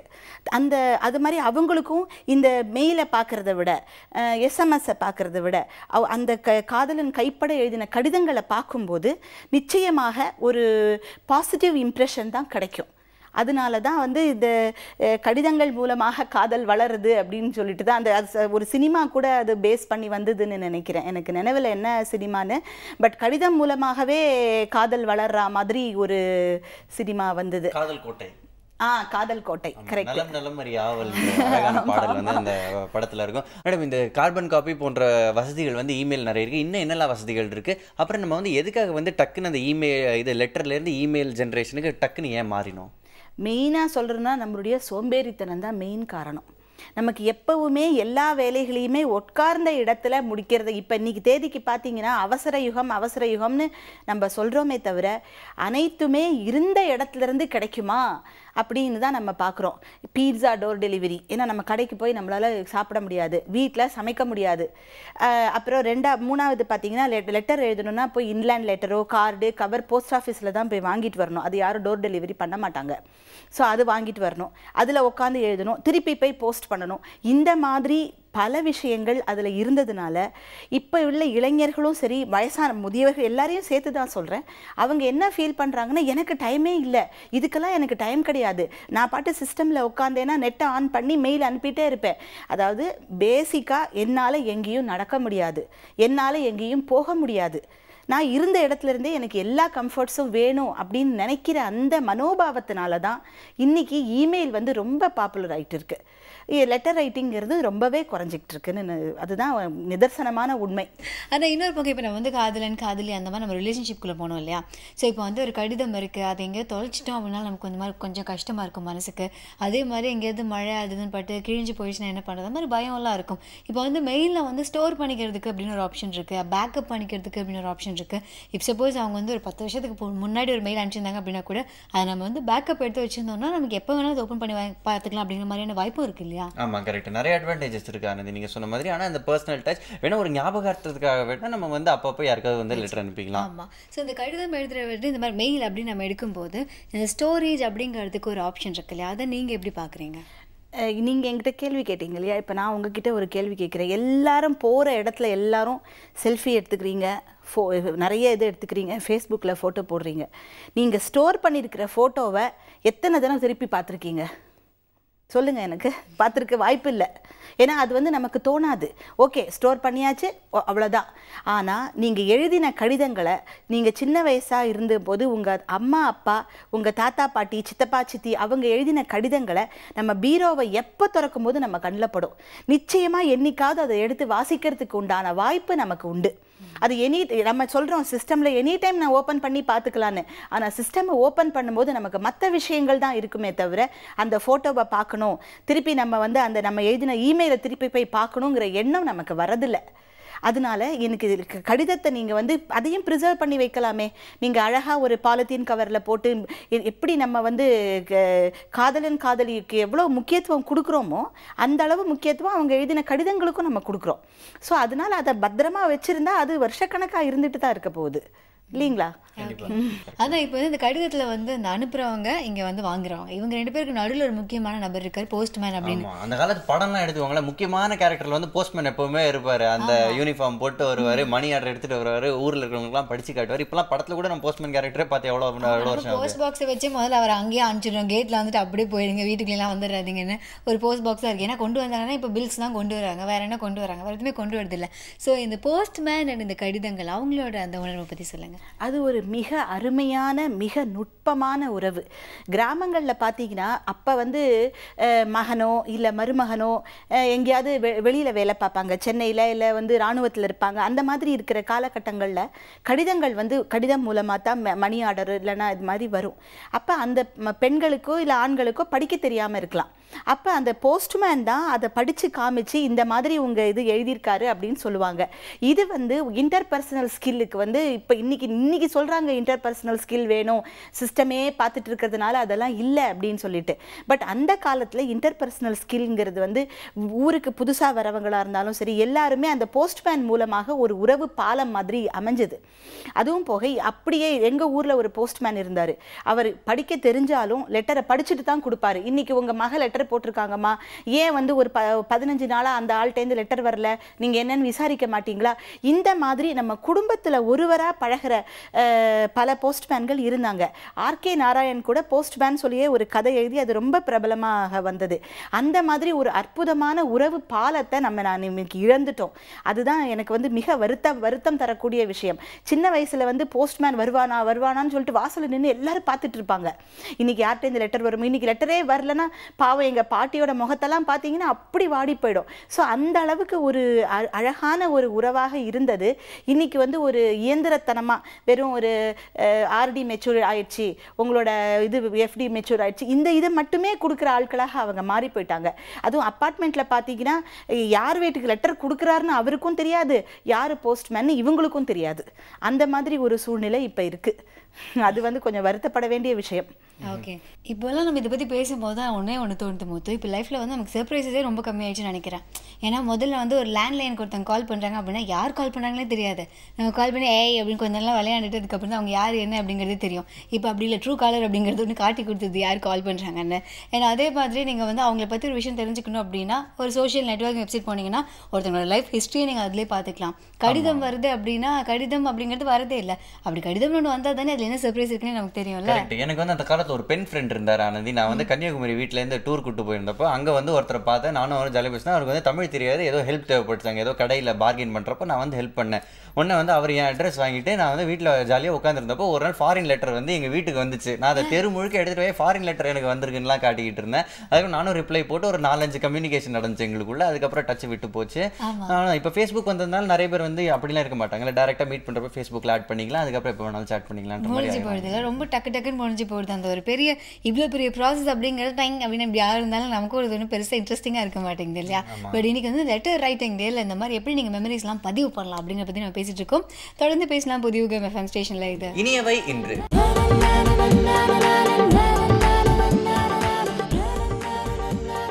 Welcome back. இது புதியுகம் எஃப்எம் ஸ்டேஷனின் இனியவை இன்று வித் முத்து அண்ட் ஆனந்தி. இன்னைக்கு வந்து லெட்டர் ரைட்டிங் டேன்றதுனால இதை பற்றி நிறைய விஷயங்கள் பேசிக்கிட்டு இருந்தோம். முன்னாடி நம்ம ஸ்கூல்லேயே வந்து இந்த லெட்டர் ரைட்டிங்க்குன்னு ஒரு பீரியட் இருக்கும். அதில் வந்து சொல்லி தருவாங்க யாருக்கு எழுதும்போது யோஸ் ஃபெய்த்ஃபுல்லின்னு போடணும், யாருக்கு யோஸ் லவ்விங்லின்னு போடணும் அப்படின்லாம். இப்போலாம் சொல்லி தரது இல்லைன்னு நினைக்கிறேன்ல. இல்லை, நம்ம இப்போ கூட ஓட்டிட்டு தானே இருக்கோம். நம்ம வந்து அந்த லீவ் லெட்டர் எழுதி அதே ஃபார்மேட் தான் இப்போ வரைக்கும் பயன்படுத்துகிறோம். ஆனால் அதுதான் நம்ம மைண்டில் நல்லா ரெஜிஸ்டர் ஆயிருக்கு இல்லை மொத்தம். ஆமாம், ஆனால் இமெயிலில் வந்து நிறைய பேர் யூஸ் பண்ணுறதுல வெறும் ஹாய்னு 2 இதில் முடியும், கடைசியில் வந்து ரிகார்ட்ஸ்னு போட்டு நம்ம வந்து அனுப்பிடுறோம்ல. ஆமாம், அவங்க பேர் மட்டும்தான் இருக்கும், வேறு எதுவுமே இருக்காது. அப்போ நம்ம அந்த ஷார்ட் டேர்ம்ல யூஸ் பண்ணுறோமே FYI, அதுக்கப்புறம் 2-3 விஷயங்கள்லாம் இருக்குது. ROFL அப்படின்னு நிறைய இருக்குது. ஃபுல் ஃபார்ம் தெரியாது, அதை வந்து தனியாக கூகுளில் பேர நம்ம வந்து போட்டு பார்ப்போம். சீரியஸாக. பட் இன்னைக்கு லெட்டர் ரைட்டிங் டேல இந்த லெட்டர் ரைட்டிங் அப்படிங்கிறது எவ்வளோ ஒரு பியூட்டிஃபுல்லான விஷயம் இல்லை. அதில் வந்து வேறு என்னென்ன விஷயங்கள்லாம் அடங்கியிருக்கு. ஒரு கடிதம் மூலமாக நம்ம வந்து அந்த எழுதியிருக்க அந்த சொற்கள் மட்டும் பல விஷயங்களை வந்து கம்யூனிகேட் பண்ணாமல் நம்ம எழுத்து முறையாக இருக்கட்டும், இல்லை நம்ம வந்து அந்த கடிதத்தில் நம்ம டச்சு அதை எப்படி போய் சேர்ந்து அப்படி பேசிகிட்டு இருக்கோம். தொடர்ந்து பேசலாம். இப்போ அந்த பண்டிகை காலங்கள் இந்த மாதிரி நேரத்தில் பார்த்தோம்னா நம்ம வந்து நம்ம நெருங்கிய நண்பர்களெலாம் நம்ம நேரில் போய் பார்க்குற அந்த காலமும் போய் இப்போலாம் ஃபோன்லாம் விஷ் பண்ணிக்கிறோம்னு வச்சுக்கோங்க மாற்றி. இருந்தாலும் ஒரு காலத்தில் நம்ம அந்த க்ரீட்டிங் கார்டெலாம் அனுப்பிச்சிருக்கோம், ஞாபகம் இருக்கா? ஆமாம், க்ரீட்டிங் கார்டு. அதுக்கப்புறம் அந்த ரக்ஷா பந்தன் அப்போ இந்த ராக்கிலாம் அனுப்புவாங்க. அது வந்து நார்த் இந்தியாவில் இருக்க என்னோட சகோதரிகள்லாம் வந்து அனுப்புவாங்க. சந்தோஷமாக அதை வந்து வாங்கிப்போம். இப்போலாம் அதுவும் வந்து SMSல தான் ஒரு க்ரீட்டிங்னு சொல்லி அனுப்பிடுறாங்க. ஆமாம், சீரியஸாக. அதாவது அந்த எப்படி இருக்குன்னா அந்த பொங்கல் டைம்லாம் வருதுன்னு வச்சுக்கோங்களேன், அந்த ஃப்ரெண்ட்ஷிப் டே கூட எடுத்துக்கலாம். ஓகே, அந்த கடைக்கு போய் க்ரீட்டிங் கார்டு சூஸ் பண்ணுறதுக்கே அதுக்கு ஒரு மணி நேரம். அதுக்கப்புறமா இது யார் யாருக்கெல்லாம் அனுப்பணும்னு ஒரு லிஸ்ட்டு போட்டு அதுக்கப்புறமா எழுதி அப்புறம் அதை போஸ்ட் பண்ணி மறுபடியும் அவங்க கிட்ட இருந்து ஒரு கார்டு வந்து பார்க்கும்போதுலாம் நிஜமாக சூப்பராக இருக்கும். பட் இப்போ இருக்க இந்த பண்டிகை காலங்களில் இந்த க்ரீட்டிங் கார்ட்ஸ் அப்படிங்கிறது மிஸ் ஆயிருக்கு. ஸோ இந்த பண்டிகை காலங்களில் கடிதம் எழுதுறதை பற்றி சொல்லுங்கள். பண்டிகை காலம் வந்துருச்சுன்னா அந்த காலத்தில் பெண்களுக்கு நடுவில் நடக்கிற அந்த லெட்டர் கரஸ்பாண்டன்ஸை நீங்கள் பார்த்தீங்கன்னா ரொம்ப சுவாரஸ்யமாக இருக்கும். எங்கள் அம்மா வந்து அவங்க அக்கா தங்கச்சிங்களுக்கு எழுதின லெட்டர்லாம் நான் படிச்சிருக்கேன். அப்போ பார்த்தீங்கன்னாக்க நான் வந்து இந்த பலகாரம் செய்ய போகிறேன், இந்த கடையில் போய் இன்றைக்கி துணி வாங்க போகிறேன், எங்கள் வீட்டுக்காரர் எனக்கு வந்து இந்த தடவை அதில் வந்து வீட்டுக்காரரை பற்றின குறைகள் நிறைகள் குழந்தைகளை பற்றினது எல்லாத்தையுமே அவங்க வந்து பகிர்ந்துப்பாங்க. அது வந்து இன்னமும் வந்து நம்ம என்னைக்காவது எடுத்து படிக்கும்போது நம்ம அந்த காலகட்டத்தில் எப்படி இருந்தோம், நம்ம அப்பா வந்து எவ்வளோ ஸ்ட்ரிக்டாக இருந்தார், இதெல்லாம் நமக்கு வந்து தெரியும். ஆனால் இப்போ எல்லாமே ஃபோன் பேச்சா போச்சு. ஃபோனில் அது காத்தோட போயிடுச்சு, அவ்வளோதான். அதுக்கப்புறம் அதை நம்ம திருப்பி நினச்சி பார்க்குறதுக்கோ அதை நினச்சி சந்தோஷப்படுறதுக்கோ ஒரு 25 வருஷம் கழித்து நம்ம குழந்தைகள்கிட்ட அதை காட்டுறதுக்கோ நமக்கு ஒரு சந்தர்ப்பமே இல்லை. ஸோ நம்மளுடைய கலாச்சாரத்தின் தொடர்ச்சியை கொண்டு போகிறதுக்கு உண்டான வாய்ப்பு தொலைபேசியிலையோ இதுலையோ இல்லை. அதே இது கடிதம் எழுதுதல்ல அது இருக்குது. நம்ம குழந்தைகள்கிட்ட பெருமையாக காமிக்க முடியும், பாரு நான்லாம் அந்த காலத்தில் எவ்வளோ கஷ்டப்பட்டு வந்திருக்கேன் பாருன்னு. நம்ம சொன்னதையே நம்ம அப்பா அம்மா நம்மக்கிட்ட சொன்னதை நம்ம திருப்பி நம்ம குழந்தைகள்கிட்ட சொல்ல முடியும். ஆனால் நம்ம குழந்தைகளுக்கு அந்த வாய்ப்பு இல்லை இப்போது. அது வந்து இனிமே கொண்டு வரலாம் லெட்டர் ரைட்டிங்கை. இப்போ நிறைய பிரபலமான பெரியவர்கள் வந்து சிறுகதையாளர்கள் எழுத்தாளர்கள்லாம் இப்போ கடிதம் எழுதுதலை ஊக்குவிக்கிறாங்க. அதனால ஒரு வேளை திரும்ப வரலாம் அப்படின்னு நம்பிக்கையோடு இருக்கேன் நான். ஓகே, இப்போ வந்து நம்ம கடிதம் எழுதுறது ஒரு பக்கம் இருந்தாலும் ஜென்ரலாகவே எழுதுகிற பழக்கமே இந்த காலத்தில் ரொம்ப குறைஞ்சிருக்குல்ல மேடம்? ஆமாம், எழுதுகிற பழக்கம், அதாவது பேனாவோ பென்சிலோ பிடிச்சி எழுதுறதுங்கிறது ஒன்லி ஸ்டூடெண்ட்ஸ் அப்படிங்கிற மாதிரி ஆயிடுச்சு. அதுவும் இனி எவ்வளோ நாள் இருக்க போதோ இல்லை எல்லாமே சிஸ்டமில் டைப் பண்ணி அனுப்புங்கன்னு சொல்ல போகிறாங்களோ தெரியல. ஆனால் எழுத்து அப்படிங்கிறது வந்து நம்முடைய மிக மிக பழமையான காலகட்டம். ஓலைச்சுவடிகளில் அவங்க எழுதினது தான் இன்றைக்கி நம்ம வந்து அகநானூறு புறநானூறுன்னு படிக்கிறோம். அதே மாதிரி நம்மளும் கைப்பட எழுதினாதான் நம்மளுடைய கையெழுத்து வச்சு இப்போ நம்மளோட அந்த காலத்தில் மக்கள் பயன்படுத்திய மொழி எப்படி இருந்தது, அவங்களுடைய இந்த என்ன சொல்கிறது கொட்டேஷன் மார்க்ஸ் எல்லாம் எப்படி யூஸ் பண்ணாங்க, அந்த காலகட்ட சூழ்நிலையில் எப்படி இருந்தது, என்ன வகையான பேப்பர் தயாரிப்பு இருந்தது, எழுது பொருட்கள் எப்படி இருந்தன, என்ன வகையான வண்ண மைகளை அவர்கள் உபயோகித்தார்கள்னு பல பல தகவல்கள் வந்து நமக்கு பின்னாடி வர தலைமுறைகளுக்கு கிடைக்கும். ஆனால் இப்போ வந்து ஜஸ்ட் அந்த சிடியில் நான் எல்லாத்தையுமே நான் ஸ்டோர் பண்ணிட்டேன்னா அதில் என்ன கிடைக்கும், நீ என்ன டெக்னாலஜி யூஸ் பண்ணிகிட்டு இருந்தேன்னு வேணால் தெரியும், அவ்வளோதான். அந்த காலகட்டத்தோட சூழ்நிலையோ அதில் இருக்கிற வந்து அதில் இன்வால்வ் ஆகிருக்கிற மனிதர்களோ அதை படிக்கக்கூடிய மனிதர்களின் மனநிலையோ அது எதுவுமே அது பிரதிபலிக்காது. அதனால் மொத்தத்தில் சொல்லப்போனால் மனித உணர்வுகளை பிரதிபலிக்காத நிலை தான் இன்றைக்கி இருக்குது. ஓகே, அது இப்போ ஒரு பக்கம் வந்து நம்ம இன்றைக்கி ஒரு வீடு காலி பண்ணுறோன்னு வச்சுக்கோங்களேன், அந்த லாஃப்ட்லேருந்து நம்ம பயன்படுத்தாத பழைய பொருட்கள்லாம் நம்ம எடுப்போம். அதை வந்து விடுறதுக்கும் மனசு இருக்காது, வச்சு பயன்படுத்துறதுக்கும் மேபி இப்போ ஒரு நிலையில் இருக்க மாட்டோம் நம்ம.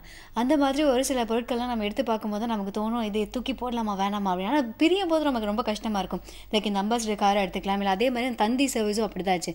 அதை யாருமே நீங்கள் பயன்படுத்தவே இல்லை, அப்புறம் போனதுக்கப்புறமா ஏன் இவ்வளோ வருத்தம் அப்படிங்கிற மாதிரி இருந்தது. இதே மாதிரியான ஒரு நிலைமை கடிதத்துக்கும் வரதுக்கான வாய்ப்பு இருக்கா? வாய்ப்பு இல்லை அப்படின்னு தான் நான் நினைக்கிறேன். ஏன்னா கடிதங்கள் அப்படிங்கிறது கடிதம் முறை, அதாவது வடிவம் வேணாக மாறலாம். அதாவது நீங்கள் கையால் எழுதி இன்லேண்ட் லெட்டரோ போஸ்ட் கார்டோ என்வலப்போ அனுப்பாத நிலை மாறலாம்.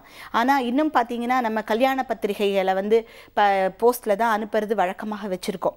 அது இன்னும் இமெயிலுக்கு வரல. அது இன்னும் அது அப்படியே தான் தொடரும்னு நான் நம்புகிறேன். ஏன்னா நம்மளுடைய சில பாரம்பரியங்களை நம்மளால் மாற்ற முடியாது. நம்மளுடைய ரத்தத்தில் ஊறிய சில பழக்க வழக்கங்களை நம்மளால் விட்டு கொடுக்க முடியாது. ஸோ அப்படி இருக்கும்போது அப்புறம் என்னதான் இருந்தாலும் நீங்கள் மெயிலில் அனுப்பினாலும் நீங்கள் எனக்கு பிளாக் அண்ட் ஒயிட்டில் வேணும் அப்படின்னு தான் வந்து கேட்பாங்க. அப்போ நிச்சயமாக இந்த போஸ்டல் சர்வீஸ் என்பது உபயோகப்படுத்தப்படும் லெட்டர் அனுப்புறதுக்கு. ஆனால் அது என்ன வகையான லெட்டர் அப்படிங்கிறது தான் ஒரு கேள்விக்குறியாக இருக்கும். மறுபடியும் இந்த மாதிரியான ஒரு விஷயம் வரணும் அப்படின்னா எப்படி என்கரேஜ் பண்ணலாம் நினைக்கிறீங்க? நம்ம குழந்தைங்களாகட்டும் இல்லை பெரியவங்களே வந்து எப்படி இதை மறுபடியும் நடைமுறைப்படுத்தலாம் நினைக்கிறீங்க? முதல்ல நம்ம அடுத்த தலைமுறை மேலே தான் கவனம் செலுத்தணும். பள்ளிகளில் கல்லூரிகளில் கடிதம் எழுதும் போட்டிகள் நிறைய நடத்தலாம். அது மாதிரி ஆசிரியருக்கோ இல்லை பெற்றோர்களுக்கோ கடிதம் எழுத சொல்லி அதனால் என்ன நன்மைகள் அப்படின்னு சொல்லி இப்போ நம்ம பேச்சு மூலமாக அவங்களுக்கு உணர்த்தலாம். இப்போ பார்த்தீங்கன்னா நிறைய பள்ளிகளில் வந்து பெண் குழந்தைகள் தனியாக இருந்தால் எப்படி நடந்துக்கணுங்கிறத பற்றின வகுப்புகள்லாம் இருக்குது. அதே போல் கடிதம் எழுதுதல், கடிதம்ங்கிறது எப்படி வந்தது, நம்முடைய அதனுடைய வரலாறு என்ன, கடிதம் எழுதுவதால் என்ன நன்மை, நீ வந்து உன்னுடைய சார்ந்தவர்களுக்கு முக்கியத்துவம் கொடுத்தால்தான் நீ நேரம் எடுத்து கடிதம் எழுத முடியும். அந்த மாதிரி நல்ல விஷயங்களை அவங்களுக்கு எடுத்து சொல்லி முதல்ல அவங்கள தூண்டணும். அதன் பிறகு அவங்க செஞ்சாங்கன்னா அப்பா நானே லெட்டர் எழுதுறேன், நீங்கள் என்னப்பா எழுத மாட்டேங்கிறீங்கன்னு அவங்க கேட்பாங்க. அப்போ அடுத்து அதுக்கு முந்தின ஜெனரேஷன், ஏன்னா எப்போவுமே பெரியவங்க சொன்னால் கேட்குறத விட சின்ன குழந்தைங்க சொன்னால் தான் அப்பா அம்மா முதல்ல கேட்பாங்க. அதுவும் அவங்களுடைய குழந்தைகள் சொன்னாங்கன்னா நிச்சயமாக கேட்பாங்க. ஸோ அது மூலமாக நம்ம இதை வந்து பிரபலமாக்கலாம். அது மாதிரி பெரியவர்களுக்குமே இப்போ ஒரு அலுவலகத்தில் வேலை செய்கிறவங்க அவங்களுக்கு கற்பனா சக்தி நிறைய இருக்கும். அவங்கள விட்டு ஒரு கடிதம் இந்த மாதிரி வனத்துறையை வந்து சேர்ந்தவங்க ஒரு போட்டி நடத்துகிறாங்கன்னு வச்சுக்கோங்க. மரங்களை பாதுகாப்பது எப்படி, காடுகளை உங்களோட கண்ணோட்டத்தில் எப்படி பண்ணலாம், அந்த மாதிரி கடிதங்கள் மூலம் கடிதம் எழுதுவதன் மூலமாக போட்டிகள் நடத்தி இதை பிரபலமாக்கலாம் என்று நினைக்கிறேன். ஓகே பட் சேஞ்சை வந்து நம்ம அக்செப்ட் பண்ணி தான் ஆகணும். ஏன்னா கடிதம் எழுதுகிற பழக்கமே அவங்க வந்து முன்னாடி சொன்னாங்க ஃபர்ஸ்ட் மிருக தோலில் வந்து எழுதி அனுப்புவாங்க. அப்போலேருந்து இப்போ வர வந்து அதோட சேஞ்ச் இருக்குது. ஸோ இமெயிலும் கடிதம் எழுதுறதுக்கான ஒரு புது ஃபார்மேட்னு வேணால் நம்ம நினச்சிக்கிட்டு கொஞ்சம் ஆறுதல் பட்டுக்கலாம். ஆமாம். ஆனால் இதில் என்னன்னா நான் வந்து பேசிகிட்டு இருக்கும்போது எனக்கு தெரிஞ்ச ஒருத்தவங்க சொன்னாங்க இந்த மாதிரி ஆக்சுவலாக நம்ம கடிதம் அப்படிங்கிறது அந்த இன்லைன் லெட்டர் வாங்கணும்னு வச்சுக்கோங்களேன், ஒரு 50 பைசா ₹1 நம்ம வந்து வாங்கிடலாம். ஓகே, அதை நீங்கள் எழுதி அனுப்புனா நீங்கள் வந்து எக்ஸ்ட்ரா எந்த செலவுமே பண்ண போகிறது கிடையாது. ஆனால் அதுக்கு வந்து நம்ம போஸ்டல் டிபார்ட்மெண்ட்லேருந்து அவங்க போடுற உழைப்பு அப்படிங்கிறது ரொம்பவே ஜாஸ்தியாக. இதுக்காக ஒரு போஸ்ட்மேன் இங்கேருந்து முதல்ல அவர் இந்த லெட்டர்ஸ் எல்லாம் எடுத்துக்கொண்டு போய் அங்கே போடணும். அதுக்கப்புறம் அங்கேருந்து இவங்கெல்லாம் அலோகேட் பண்ணி ஒரு இடத்துக்கு அனுப்பணும். மறுபடியும் அங்கே இன்னொரு போஸ்ட்மேன் போவாங்க. ஸோ நம்ம வந்து இவ்வளோ கம்மியான செலவில் இவ்வளோ ஒரு சூப்பர் பியூட்டிஃபுல்லான மெமரி கொடுக்க வேண்டிய ஒரு விஷயம் கொடுக்க முடியுது அப்படின்னா நிஜமாவே சூப்பரான விஷயம் தான் இல்லையா? கண்டிப்பாக ஆனந்தி, இந்த லெட்டர் ரைட்டிங் டே அன்னைக்கு நம்ம வந்து பழைய நினைவுகளுக்கு திரும்ப போயிட்டு வந்த மாதிரியே இருந்துச்சு. மேடம் எங்கள் ஸ்டுடியோவுக்கு வந்து உங்களோட அபிப்பிராயங்களை சொன்னதுக்கு ரொம்ப ரொம்ப நன்றி. Thank you so much.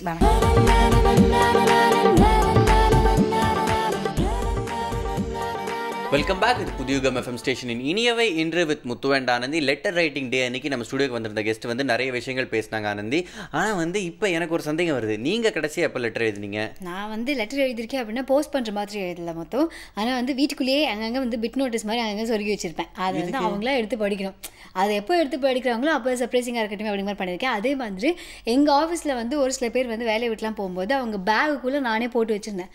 அதை அவங்க எப்போ படித்தாங்களா இல்லைன்னு கூட எனக்கு இப்போ வரைக்கும் தெரியாது. ஓகே, கிஃப்ட் கொடுத்தா காஸ்ட்லியாக இருக்கும்னு சொல்லிட்டு லெட்டர் ஈஸியாக எழுதி வச்சிட்டீங்க? அப்படி இல்லை, காஸ்ட்லியாக இருந்தாலும் அது யாரோ பண்ணது, எங்கேருந்தோ ஒருத்தர். இதுனா நான் கைப்பட எழுதின மாதிரியான ஒரு விஷயமா இருக்கும் இல்லையா? ஓ ஓகே, அதனால super Anandhi, very good very good. ஆமாம், இதே மாதிரியே முத்து இப்போ வந்து எழுதுகிற பழக்கம் இல்லாதவங்களுக்கு படிக்கிற பழக்கமும் கொஞ்சம் கம்மியாக தான் இருக்கும். அப்படியே வந்து வைஸ் வர்ஸ் அப்படின்னு சொல்லலாம். அவள் படிக்கவும் இல்லை எழுதவும் இல்லை அப்படின்னா எப்படி முத்து தமிழை கற்றுக்க முடியும்? ஆமாம், அதனால இப்போ என்ன பண்ணுன்றீங்க? நம்ம ஆறுமுகம் சார் வந்து நமக்கு தமிழை பற்றி இன்றைக்கி என்ன விஷயம் பேச போகிறார் அப்படிங்கிறது தெரியல. ஆனால் அவர் வரப்போகிறாரு அப்படிங்கிறத கேட்ட உடனே எனக்கு தோண ஆரம்பிச்சிச்சு, நம்ம வந்து முழுக்க ஒரு கடிதம் வந்து நம்ம தமிழ் எழுதக்கூடாது அப்படின்னு. ஓ சூப்பர். ஏன்னா இந்த காலத்தில் நிறைய பேர் வந்து தமிழையே தங்கிலீஷில், அதாவது இங்கிலீஷ் வார்த்தைகள் போட்டு தான் நம்ம வந்து எழுதிக்கிட்டு இருக்கோம்.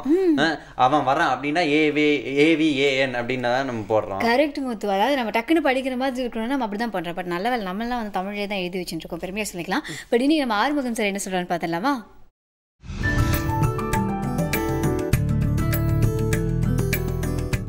கல்லாத பெயர்களே நல்லவர்கள் நல்லவர்கள், கற்றும் அறிவில்லாத என் கர்மத்தை என் சொல்லுகேன், மதியை என் சொல்லுகேன், வெல்லாமல் எவரையும் மருட்டிவிட வகை வந்த வித்தையன் முத்தி தருமோ வேதாந்த சித்தாந்த சமரசனன் நிலை பெற்ற வித்தக சித்தர்கணமே என்று பாடுகிறார் மாணிக்க வாசகர். நமக்கு எப்போதும் என்ன சொல்லப்படுகிறது அப்படின்னா, கற்கை நன்றே கற்கை நன்றே பிச்சை புகினும் கற்கை நன்றே அப்படிங்கிற, எப்படியாவது படி, பிச்சை எடுத்தாவது படி, படிக்கிறது ரொம்ப முக்கியம் அப்படின்னு நமக்கு தொடர்ந்து சொல்லப்பட்டுக்கிட்டே இருக்கு. எதுக்காக படிக்கணும்? பிச்சை எடுத்தாவது படிக்க வேண்டிய அவசியம் என்ன அப்படின்னா, படித்தாதான் அறிவு வரும். அறிவு வந்தால் தான் ஒருத்தன் ஒரு மனுஷனாக இருக்க முடியும். ஆகையினால அறிவை பெற வேண்டும், அறிவை பெற வேண்டும் என்றால் கல்வியை பெற வேண்டும் என்று தொடர்ந்து சொல்லப்பட்டு கொண்டே இருக்கு. சீனத்தில் தாவோயியம் அப்படின்னு ஒரு கொள்கை இருக்கு. லாவோ ட்சு அப்படிங்கிறவர் அதை பேசுறாரு. அவர் என்ன சொல்றாரு, அறிவு தான் உன் அறிவுக்கு எதிரி அப்படிங்கிறாரு. என்ன அது குழப்பமா இருக்கு? அறிவு தான் அறிவுக்கு எதிரின்னா இது அர்த்தம் இல்லாமல் இருக்கு. முட்டாத்தனம் தான் அறிவுக்கு எதிரி அப்படின்னு சொல்லு, அறியாமை தான் அறிவுக்கு எதிரின்னு சொல்லு, இதெல்லாம் நியாயம். அறிவு தான் அறிவுக்கு எதிரின்னா இது சம்பந்தம் இல்லாமல் இருக்கு அப்படின்னா, அவருக்கு சீடரா ஒருத்தர் வர்றாரு, சுவாங் சு அப்படின்னு. அவர் என்ன சொல்றாருன்னா, நீ அறிவை அடைய வேண்டும் என்றால் முதலில் உன் அறிவை கழட்டி போடு அப்படிங்கிறாரு. அறிவு இருந்தால் அறிவை அடைய முடியாது அப்படிங்கிறாரு.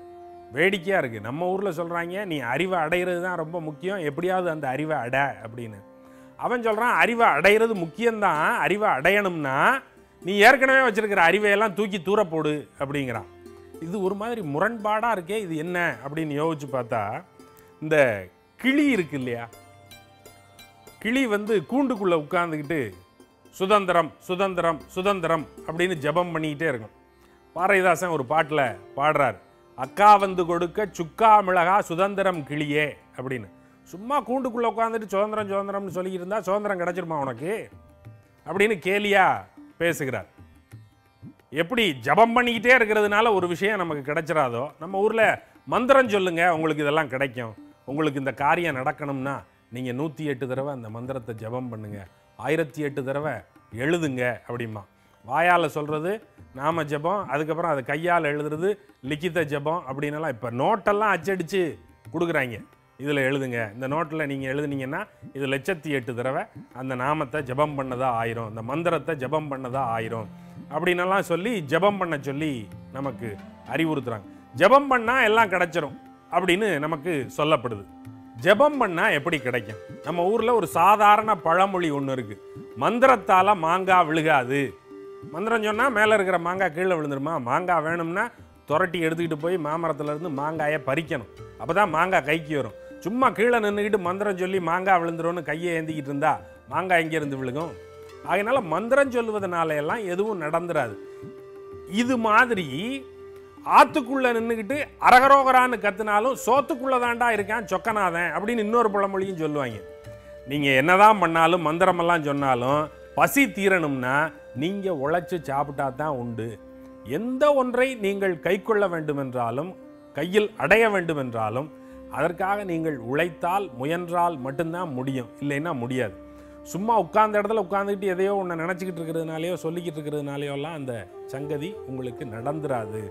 இது சாதாரண மக்களுக்கு எளிதாக புரியுது. அதனால தான் இந்த மாதிரியான பழமொழிகள் எல்லாம் அவர்கள் மத்தியில் உருவாகி வருது. ஆனால் அதை படித்தவன் இருக்கான் பாருங்க, அதுவும் அறகுறையாக படித்தவன் இருக்கான் பாருங்க, அவன் தான் எல்லா காரியத்தையும் கெடுக்கிறான்.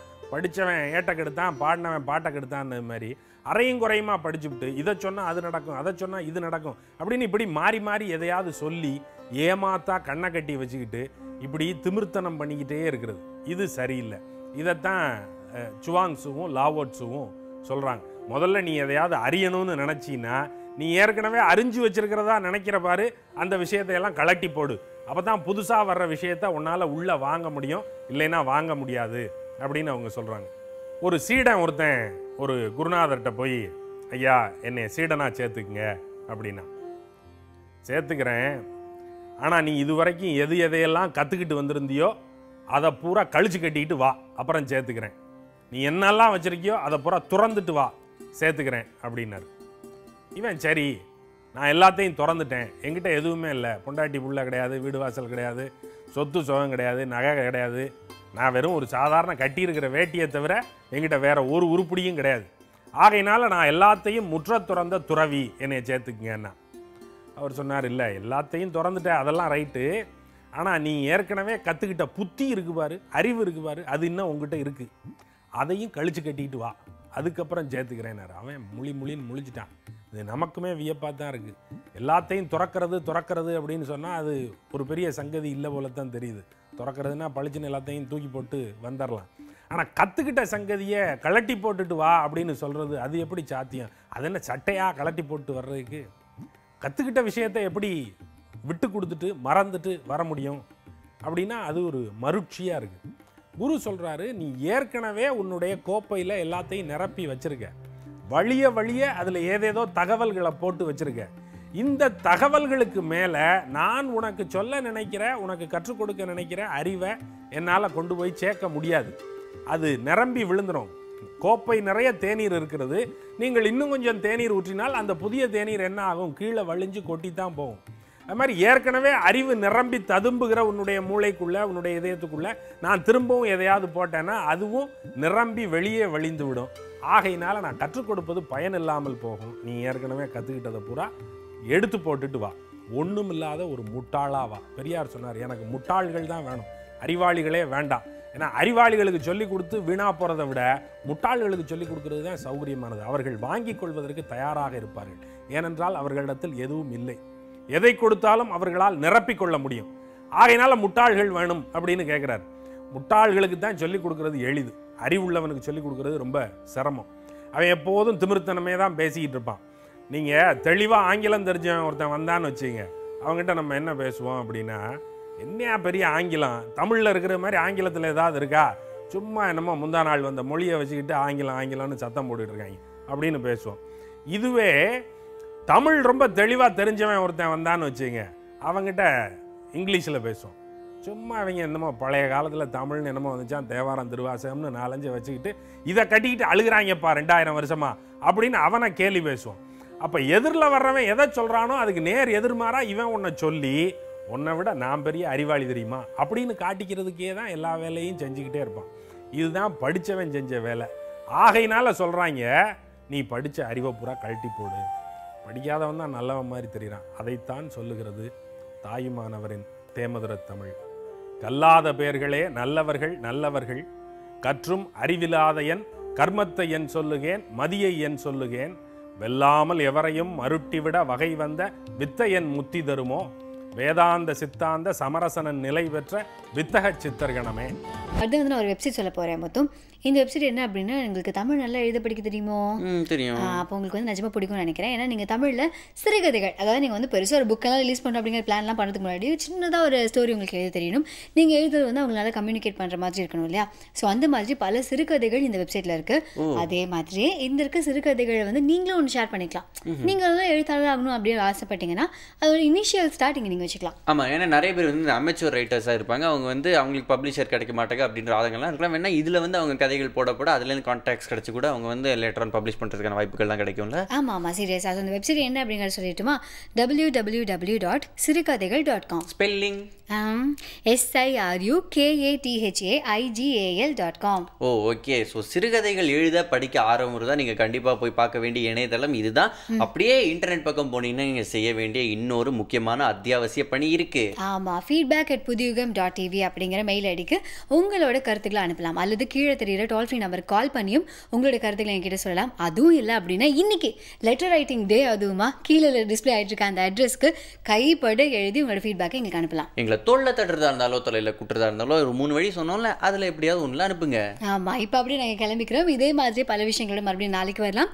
புதிய யுகம் FM ஸ்டேஷனில் இது இனியவை இன்று முத்து ஆனந்தி.